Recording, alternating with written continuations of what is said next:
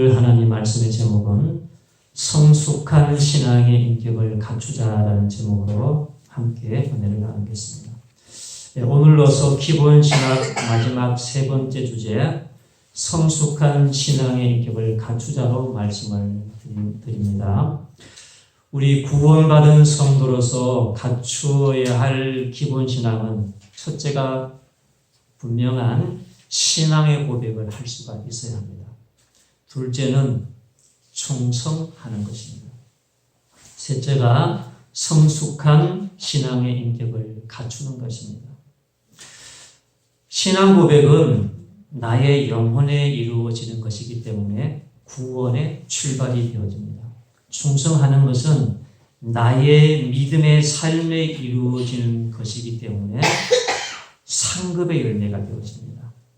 그리고 성숙한 인격은 육으로 가지고 있는 이 인격에 이루어지는 것으로서 주님의 형상을 이루는, 주님의 형상을 담는 것이 되어집니다.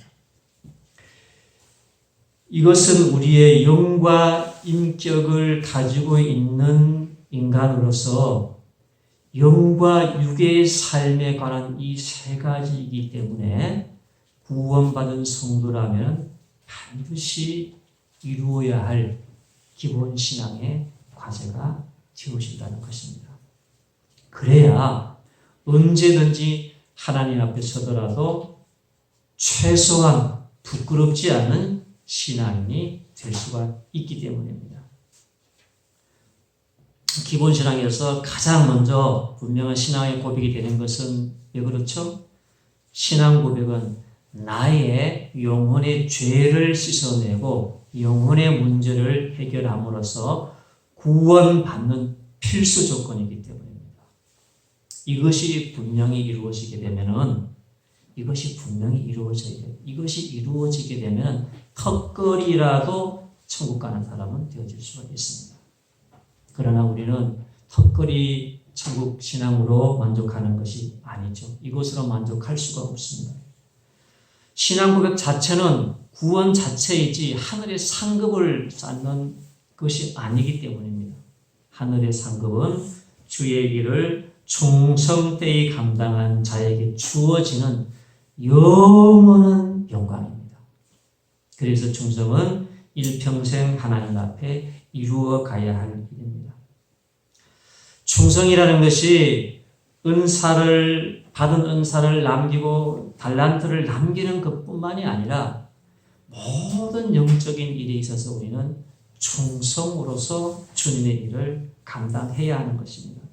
모든 영적인 일이기에 이 시간에 예배에 나와서 이 한 주간을 빠짐없이 하나님께 예배 드리는 것도 충성된 마음이 있기 때문에 드릴 수 있는 거예요. 그게 충성이에요. 새벽에 기도를 드려짐도 충성된 마음에서 드려지는 거예요. 그게 충성심이에요. 그리고 하나님 앞에 11조의 예물을 정직하게 드리는 것도 충성된 마음에서 드려지는 겁니다. 그래서 예물을 정직하게 드리는 것도 충성하는 것입니다.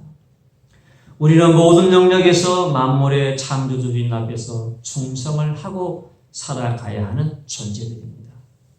그것이 지음받은 존재로서의 도리인 것입니다.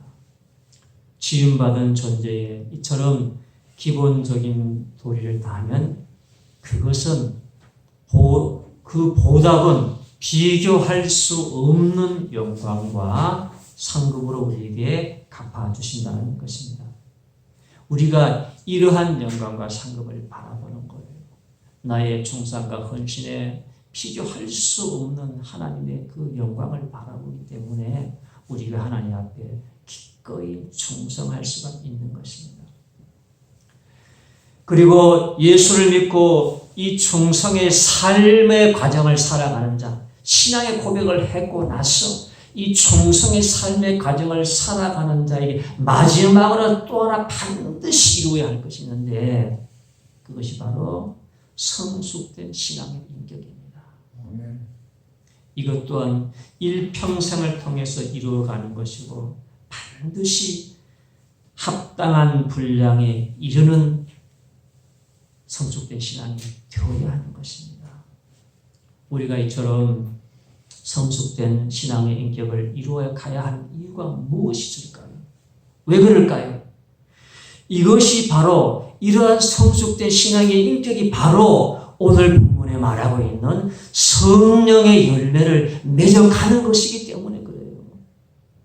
그 성령의 열매란 성숙한 신앙의 인격이에요. 갈라디아서 5장 22절에서 말하고 있는 이 성령의 열매를 보면은 사랑과 희락과 화평과 오래 참음과 자비와 양선과 충성과 온유와 절제니 이 같은 것을 금지할 법이 없느니라. 이 성령의 열매 9가지를 살펴보세요. 이게 어디에서 나오는가? 성숙한 신앙의 인격에서 나오는 거예요. 사랑이 어디서 나와요? 성숙한 신앙의 인격, 진정한 사랑이 나오는 거예요. 희락이 어디서 나와요? 기쁨이 어디서 나와요? 슬픈 일도 많은데, 괴롭고 고통스러운 일도 많은데, 내 몸도 아픈 것도 많은데, 기쁨이 어디서 나와요?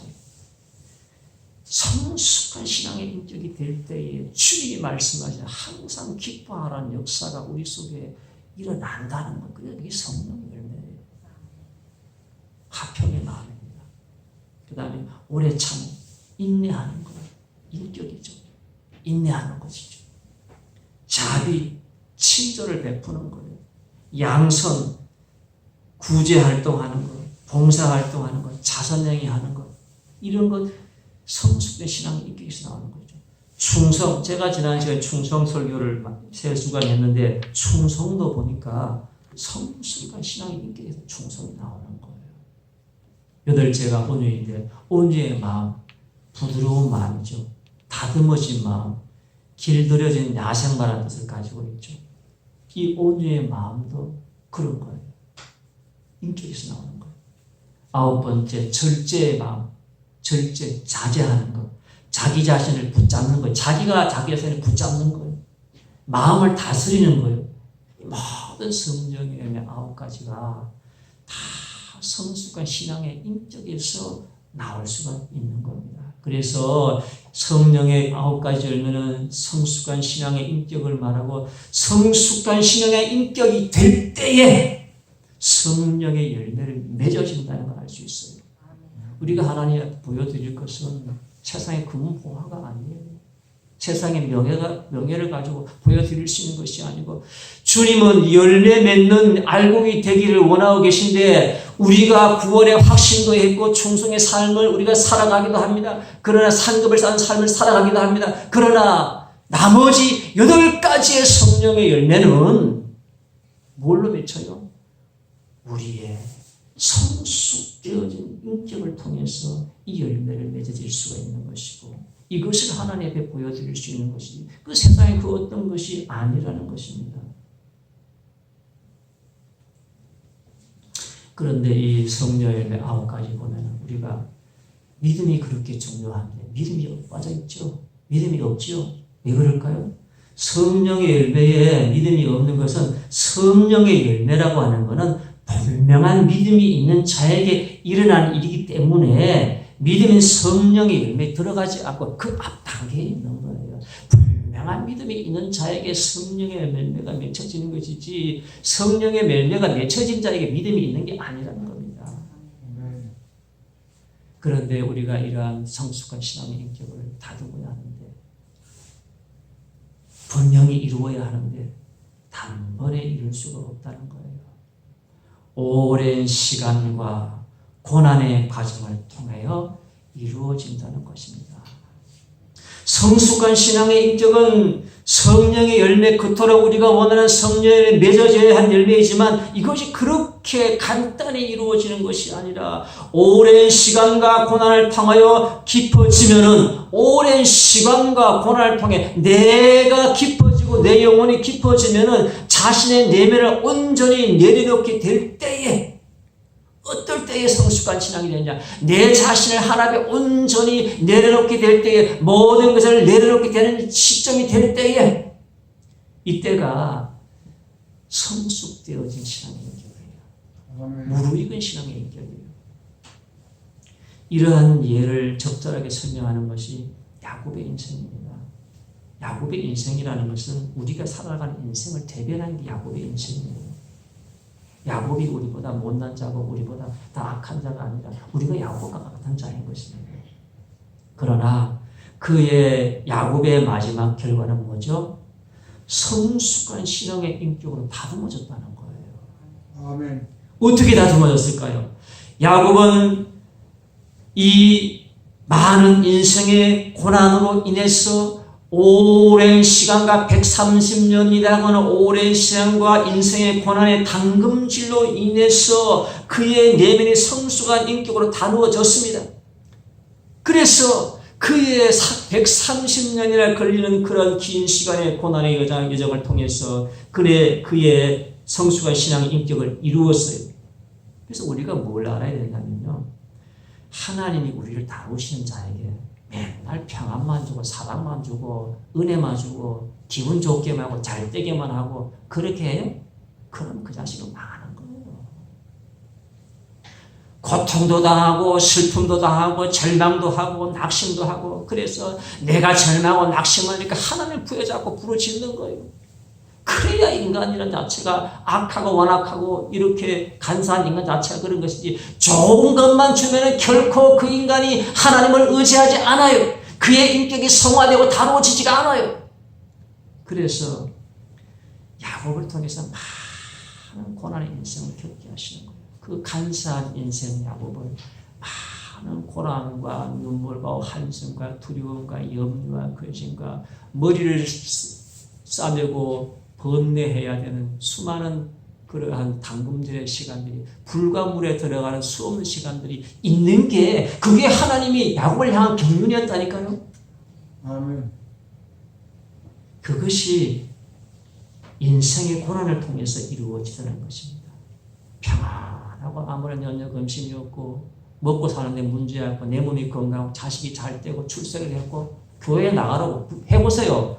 내가 왜 나가야 되냐고요. 내가 왜? 뭐가 부족했어?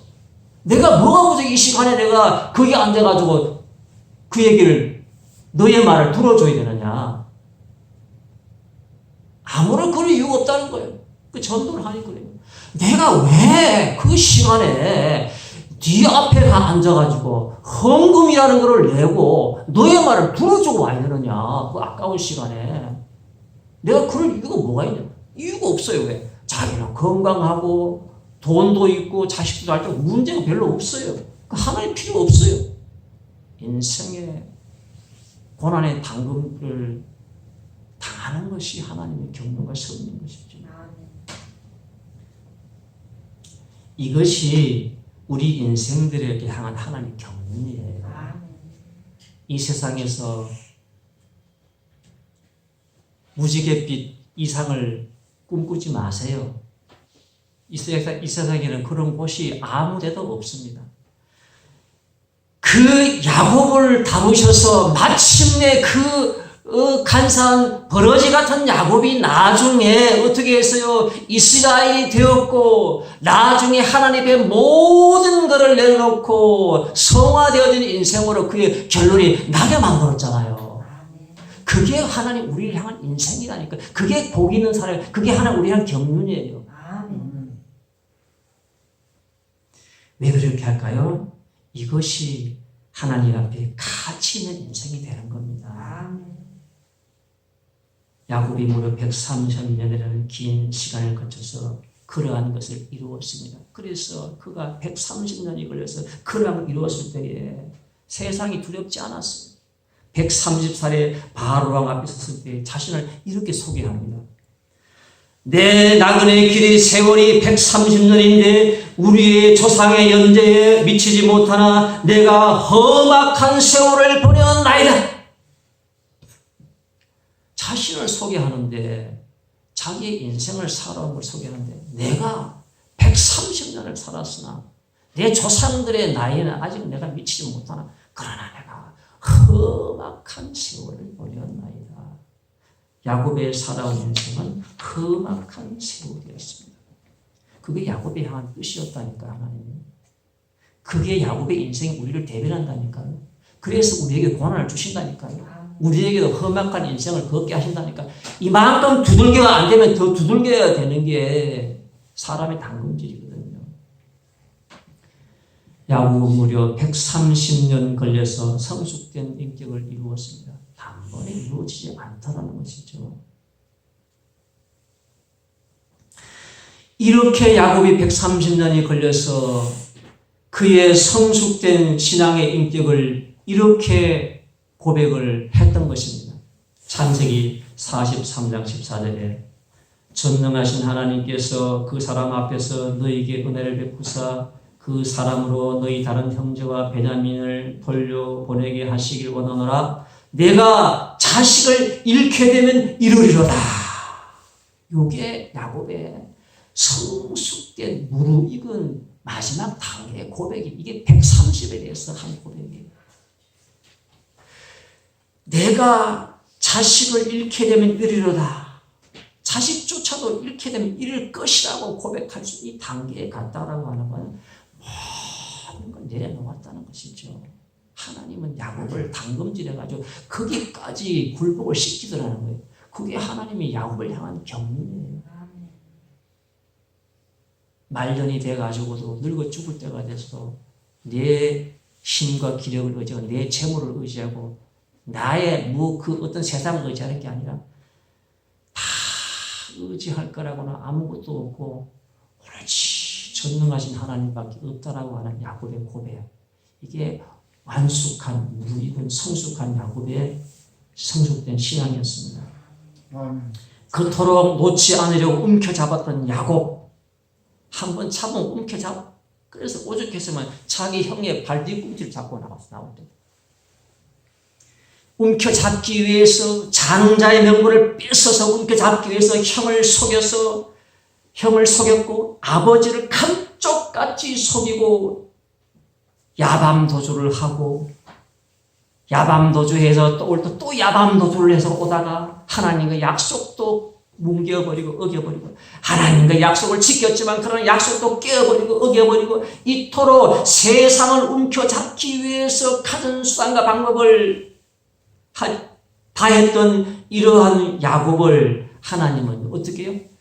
그의 말년에는 모든 걸 다 내려놓는 인생으로 나누어버리시더라고요. 그토록 움켜잡으려고 하는 야곱이었는데 그걸 하나님은 그냥 두지 않아요. 그의 말년은 그 야곱에 있는 그 본성, 세상의 근성을 다 꺾어버리고 그 고백이 자식을 내가 잃게 되면 이르리다라고 하나님 앞에 내려놓는데 뭘 못 내려놓겠습니까?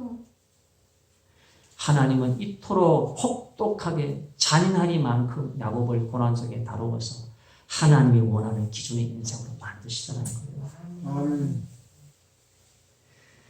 가치 있는 인생이라고 하는 거는요. 하나님의 다루심을 받아서 그 더러운 찢기와 같은 세상의 찢기들을 찢어내고 내가 하나님이 원하시는 기준으로 바뀌어지는 게 그게 가치 있는 인생이에요. 야곱이 그의 인생이 그와 같은 움켜잡기 위해서 집요한 인생으로 살아왔다고 그것으로 끝났다라고 하면은 그의 인생은 세상의 인생이었지만 그러나 그 세상을 다 벗어버리고 승리했어요. 나중에는 뭐죠? 하나님만을 의지하고 자식조차도 내려놓겠다라고 하는 거는요.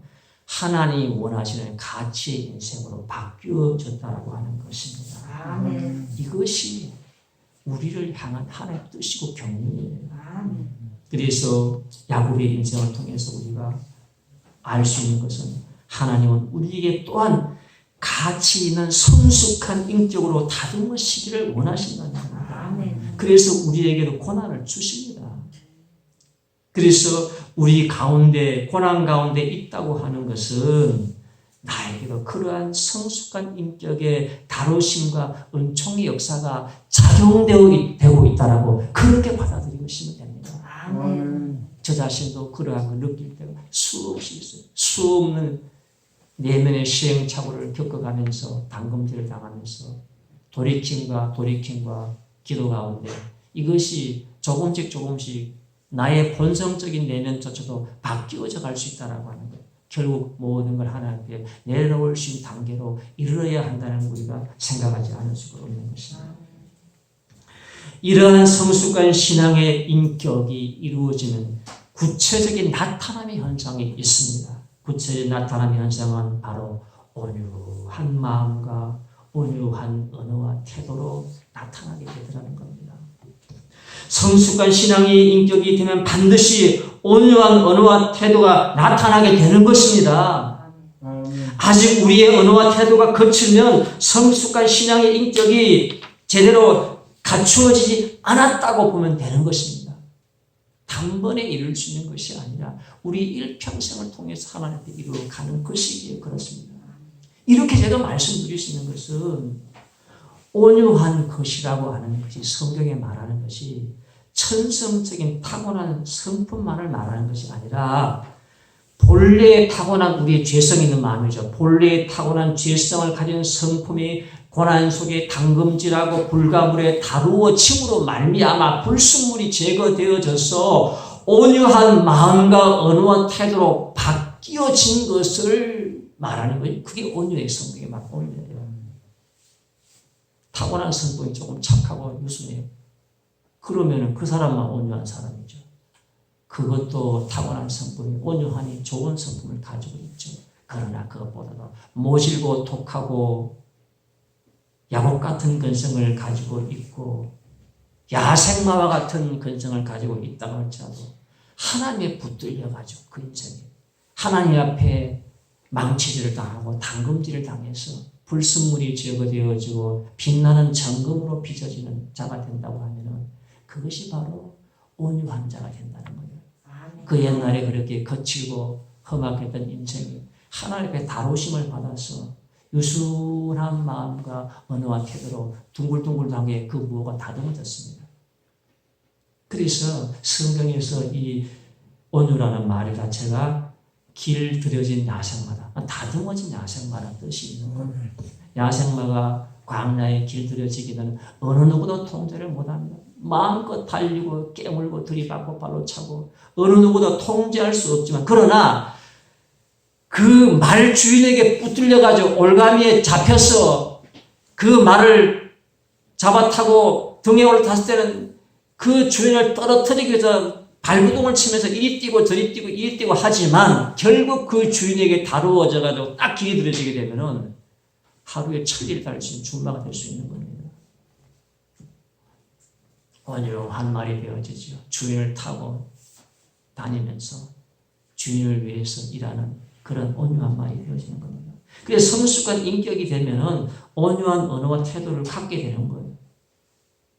이것을 성도라고 하면은 이것을 우리의 일생을 통해서 반드시 이루어 가야 됩니다. 점점점 단번에 우리가 모든 걸 이루는 것이 아니라 점점점점점 이루어 가는 거예요.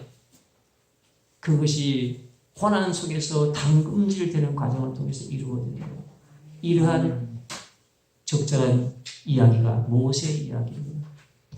모세는 성숙한 인격으로 다듬어지기 전에 거친 태도의 사람이었습니다. 유대인이 애굽인에게 매를 맞는 것을 볼 때 자기의 동족을 위한다고는 했지만 애굽인을 쳐서 애굽인을 때려서 죽게 했을 만큼 모세는 혈기와 분노에 거친 사람이었습니다. 사람을 때려 죽게 할 수 있는 그런 사람이 바로 모세였습니다. 그러나 그의 인생을 하나님께서 광야로 몰아내신 다루시오. 그 사건을 통해서 광야로 몰아내서 40년간 비바람이 치는 광야에서 양떼를 치면서 하늘의 비바람과 이슬을 맞으면서 그의 인생이 고난의 인생을 살았을 때에 하나님은 그 고난의 과정을 통해서 그를 성숙한 인격으로 변화시키셨습니다. 그래서 성경에서 모세를 말할 때 이렇게 말합니다. 민수기 12장 3절 이 사람 모세는 온유함이 지면의 모든 사람보다 더하더라.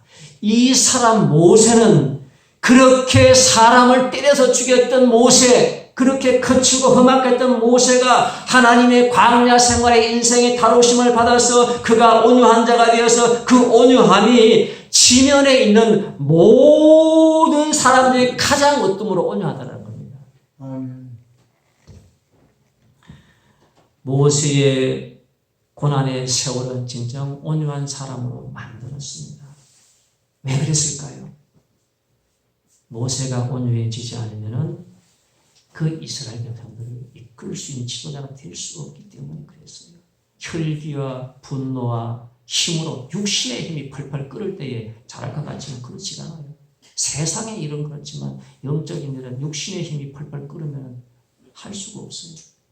육신의 힘을 빼야 돼요. 하나님은 육신의 힘을 빼요. 그래서 그를 광야로 몰아내 하시어 80이 되기까지 고난을 받게 하시고 그를 온유한 자로 세우신 이후에 그를 이스라엘의 지도자로 부르게 되었습니다. 그랬을 때에 미리암과 아론이 모세의 잘못을 지적하겠다고 와서 따지기 위해 찾아왔을 때에 모세는 침묵했고 이때 하나님이 나타나셔서 미리암과 아론을 책망하셨죠. 그리고 모세에 대한 평가를 이렇게 해주신 겁니다. 이 사람 모세는 온유함이 지면의 모든 사람보다 더 하더라. 그렇게 그 당시에 이스라엘 200만에 된 지도들 가운데에 모세보다 온유한 자가 없다는 겁니다. 모세는 광야 생활 40년을 통해서 하나님의 다스림의 훈련을 받아서 그의 인생이 하나님 앞에서 이스라엘 백성들은 가장 온유한 자였기 때문에 이스라엘 백성 지도자가 된 것이에요. 온유하지 않으면 그 백성들의 원성을 들으며 지도자로 살 자가 없기 때문이었습니다. 세상의 지도자는 포악한 사람도 될 수 있지만 영적 지도자는 온유한 자여야만 될 수 있기에 40년의 긴 고난의 세월을 거치게 했습니다. 이제 이러한 성숙의 말씀을 드렸기에 신앙인격의 결론적인 말씀을 이제는 드리려고 합니다. 진정한 성숙한 신앙의 인격은 예수님의 말씀과 행적에서 결론되어집니다. 아멘. 이 말씀도 드리고 저 말씀도 드렸지만 분명한 기준은 예수님의 말씀과 행적에서 성숙한 신앙의 인격이 결론되어져요. 예수님은 모든 영적인 일의 모델이기 때문입니다. 예수님은 이 땅에 오심이 완전한 인성, 완전한 인격으로 오셨고 완전한 신성으로 오셨어요. 그래서 예수님의 말씀과 행하신 행적을 배우면은 성숙한 신앙의 인격의 결정판을 우리가 알 수가 있습니다. 성경에 보면서 읽어보세요. 예수님의 허점이 뭐가 있는가? 예수님의 인성의 허점이 뭐가 있는가? 예수님의 신성의 허점이 뭐가 있는가? 찾아보세요. 없어요. 아, 이렇게 하는 게 바로 온전한 인격의 성숙한 인격의 모습이고 이렇게 하는 것이 바로 온전한 영적인 모습이라고 하는 걸 예수님이 다 보여주셨어요. 그래서 예수님은요, 훌륭한 인격을 자비로움으로 온유하심으로 인자한 모습으로 그의 삶과 행적 가운데 다 보여주었습니다. 그걸 읽으면 해답이 나오는 거예요. 예수님 모든 일을 사랑하고 용서하셨습니다. 바리새인들이 예수님을 책잡기 위해서 현장에서 음행하다가 잡혀온 여자를 붙들어다가 말합니다. 율법으로 이 여자를 돌로 쳐 죽여야 되는 것이다. 당신은 어떻게 하겠냐? 돌로 쳐야 되지 않느냐? 당신 율법을 어길 것이냐? 라고 했을 때에 예수님은 이 여자를 죄를 정하는 것이 아니라 죄 없는 자가 먼저 돌로 쳐라. 너희들 중에 죄가 없다라고 생각하는 자가 있거든. 그 사람이 먼저 돌로 쳐라. 오히려 바리새인들이 죄를 지적하셨지만 여인의 죄를 책망하지 않으셨던 사랑과 용서의 예수님이었습니다. 그러면서 여인을 향하여 나도 너를 정죄하지 아니하노니 가서 다시는 죄를 범하지 말라. 내가 너의 죄를 정해서 너의 정죄하지 않겠다. 그 대신에 다시는 가서 죄를 범하지 말라는 겁니다. 죄의 사슬을 끊으라는 거예요. 이처럼 예수님은 사랑과 용서의 하나님이셨습니다. 심지어 가룟유다가 예수님을 배반하기 위해서 마지막 날 성만찬 하는 날에 떡을 찍어 먹으면서 그럽니다. 예수님이 이 중에 누가 나를 팔 것이다. 가룟유다가 떡을 찍으면서 나는 아니지요 그럽니다. 그때 예수님께서 바로 너야. 우리 같으면 바로 너야. 너가 나를 배신하려고 하잖아. 너가 어떻게 그럴 수 있어? 하고 그를 책망하고 그를 야단쳐야겠지만 예수님의 인격은 뭡니까? 내 할 일을 속히 행하라. 야, 놀랍지 않습니까? 이것이 예수님의 인격이에요. 신성의 인격이죠. 내 할 일을 속히 행하라고 하셨을 뿐만이 아니라 예수님이 잡혀가서 심한 매질과 침뱉음과 모욕과 조롱을 당했을 때에 분노하지 아니하시고 순한 양처럼 잠잠했다라고 했습니다. 억울함을 당하는 것을 분노로 대적하는 모습이 아니라 예수님이 그 인격은 순한 양처럼 잠잠했고 모진 십자가의 고난 속에서 죽어가면서까지 자신이 그 살이 찢기면서 극한의 그 고통 가운데 죽어가는 그 시점에서 예수님은 이렇게 기도합니다. 아버지, 저들을 사하여 주옵소서. 자기들의 하는 것을 알지 못합니다. 그 모진 죽음의 고난, 그냥 단순히 늙어 죽는 것이 아니라 그 살이 찢기는 상상할 수 없는 칼로 몸을 도려내는 그런 극한의 고난 가운데 어떻게 이런 기도를 할 수가 있겠는가? 예수님의 신성과 인성의 인격의 결정판이에요. 누가 나를 조목을 하는데 쳐도 내가 그를 분노를 이기지 못하고 누가 나에게 나쁜 말을 하고 누가 나에게 자존심이 상하는 말을 해도 분노를 이기지 못하는 것이 사람인데 그 살이 찢어지는 모진 고난 가운데 죽어가면서까지 예수님이 기도하는 저들이 하는 것을 알지 못하고 하고 있으니 저들이 무슨 짓을 하고 있는지 모르고 있는 거예요. 모르고 있으니 자기들이 하는 걸 알지 못하니까 저들을 사하여 주세요, 용서해 주세요라고 기도했던 가장 완전한 신성의 인격을 나타내고 계신 걸 알 수가 있는 것입니다. 이것이 예수님의 인격이에요. 그러나 예수님의 인격이 제가 완전하다라고 하는 것은 이와 같이 이러한 사랑과 자비의 무한한 사랑의 인격뿐만이 아니라 예수님의 완전한 인격이라고 하는 건 마냥 좋은 것만이 아니더라는 거예요. 완전한 인격이라고 하는 것은 옳고 그름을 온전하게 판단하고 행하는 그것이 온전한 인격이에요. 무조건 항상 좋은 게 아니에요. 옳고 그름을 판단해서 예수님께서는 영적인 불의 앞에 타협할 수 없는 영적인 불의 앞에는 그렇게 죽어가면서까지도 기도했던 그런 모습은 온데간데 없고 광기 어린 사자의 모습으로 돌변하시어 분노하셨습니다. 예루살렘 성전의 제사장들이 돈을 받고 성전을 세상에 장사하는 곳이 되게 했습니다. 그때 예수님 그걸 보셨을 때 극도의 분노를 드러냈습니다. 폭력적이고 거친 언어를 사용하셨습니다. 채찍을 만들어 장사하고 돈 받고는 자기의 상을 둘러 엎어버린 겁니다. 채찍으로 후려치시면서 만민의 기도하는 집을 강도의 소굴로 만들지 말아라. 예수님이 견딜 수 없는 분노는 만민의 기도하는 집을 어떻게 세상에 장사하는 장소로 만들어 전락을 시켜버렸느냐, 이 제사장들아 하고 분노하셨습니다. 제사장들이 한 일이었습니다. 그 무한하신 자비의 사랑의 하나님이 미워하시는 그 영적인 악의 일에 대해서는 그 누구보다도 분노하시고 진노하셨던 것을 우리가 알 수 있습니다. 그래서 바리새인들을 향하여서 주님께서는 무서운 저주의 독소를 퍼부으셨습니다. 마귀의 자식이라고 했습니다. 독사의 자식이라고 했습니다. 회칠한 무덤이라고 했습니다. 그러면서 너희들도 천국에 못 들어가면서 들어가려고 하는 자들까지도 막아버리는 이러한 악한 자들이라고 주님께서는 이들에게 무서운 저주의 독소를 쏟아내셨습니다. 그래서 우리가 이 예수님의 이 완전한 인성을 바라보면서 예수님의 우리가 제자로서 온전히 예수님처럼 행하지 못하는 우리는 예수님을 할 수가 없어요.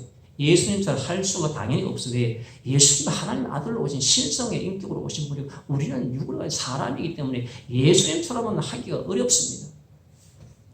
그러나 우리가 예수님의 제자로서의 삶을 살아가지 못함으로써 자비와 사랑과 용서의 성숙된 인격이 되지 못하는 것도 문제이지만 이것도 문제이지만 불법과 불의를 보고 있으면서도 침묵하고 외면하는 것도 더 큰 문제라는 것입니다.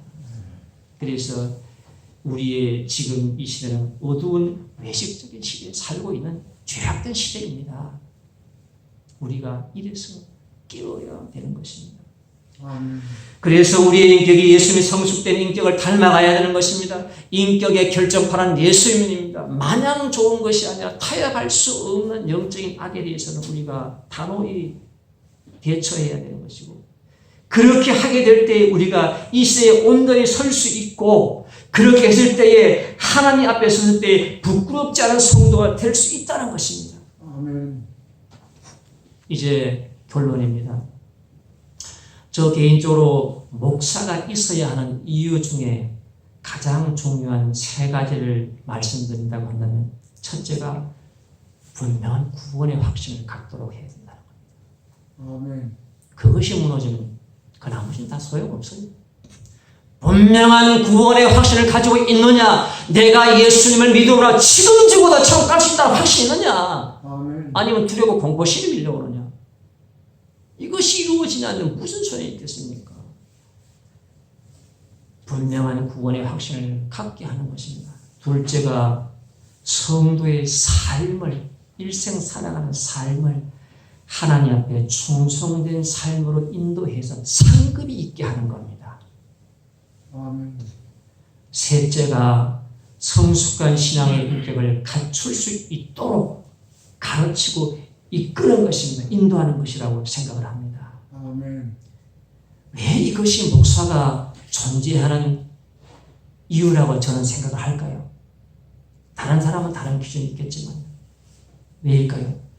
그래야만 개인적인 종말이 언제 올지 몰라요. 개인적인 종말이 언제 온다고 할지라도 하나님 앞에 섰을 때에 부끄럽지 않은 성도에 남게 하는 비결이기 때문에 아멘. 언제 누구의 개인적인 종말이 올지 그건 아무도 알지 못하는데 그거를 준비시켜야 해서 하나님 앞에 언제든지 섰을 때에 부끄럽지 않은 성도로 남게 하는 비결이 이 3가지라고 생각하기 때문입니다. 아멘. 최소한 부끄럽지 않는 자세로 하나님 앞에 설 수 있는 성도를 준비시키는 것이 목사의 존재 이유입니다.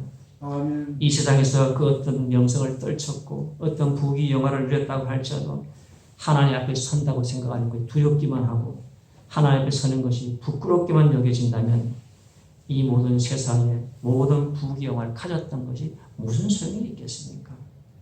그때는 더 이상 돌이킬 수 없는 시간이기 때문입니다. 그래서 지금 현재 영적 삶의 존재 이유는 지금 현재의 영적 삶의 존재 이유, 제가 철학적인 얘기를 하는 것 같죠. 잘 들으셔보세요. 지금 여러분 현재의 내 영적인 삶이 존재해야 할 이유가 뭐냐는 거죠. 그거는 그때 마지막 그때를 부끄럽지 않고 당당하게 서기 위해서 지금 이 시대를 내가 살아가는 거예요. 아멘. 이제 마지막으로 거듭 기본신앙에 대해서 말씀을 드리고 마치고자 합니다. 부끄럽지 않은 성도가 되려면 우선 분명한 신앙의 고백을 할 수 있기 바랍니다. 이건 정말 부끄러운 정도가 아니라 그건 하나님께 설 수 없는 자가 되는 거예요. 분명한 신앙의 고백을 할 수 있기 바랍니다. 그래서 제가 사도신경을 고백한 것을 나누어 드리고 했죠. 사도신경 고백을 분명히 할 수 있기 바랍니다. 둘째로 나에게 주어진 믿음의 삶, 여러분이 주어진 구원받은 자로서 삶을 살아가죠? 우리 인생을 살아갑니다.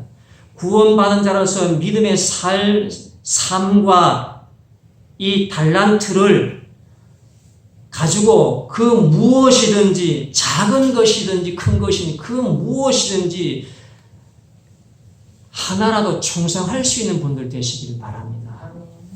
그래야 하나님 앞에 설 때에 너는 믿음의 삶을 살 때 무엇을 했냐는 말, 나는 부족했지만 슈퍼맨이 없고 만능인이 없습니다. 나는 부족했지만 이거 하나 열심히 하려고 노력했습니다. 이거 남기기 위해서 노력했습니다 하고 말할 수 있죠. 아무것도 한 것이 없다고. 그리고 셋째로 성숙된 신앙의 인격을 함양해서 참 예수님의 제자가 될 수 있기를 바랍니다.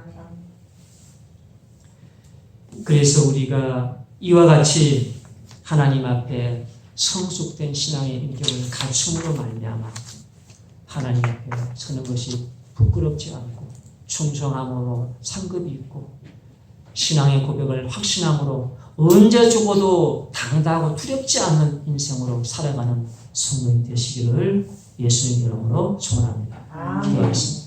하나님 아버지